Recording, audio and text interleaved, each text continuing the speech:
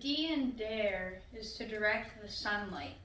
There's different materials you can use to direct the sunlight. For example, you can use a chip bag, tin foil, or vinyl. This cone shape directs the sunlight to the cook space, so the heat energy is focused on one point. The A in D.A.R.E stands for absorb. We all know black absorbs the sun's rays, which converts into heat energy, which cooks your food.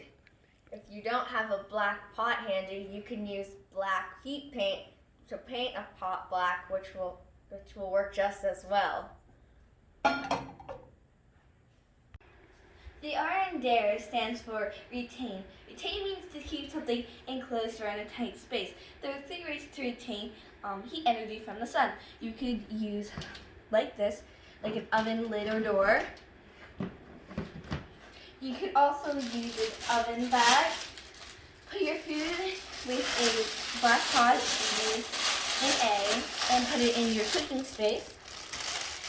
Or you could also use, of course, another black pot, but then also a large, bigger glass bowl that you can easily just set it over, and that will keep the heat in as well.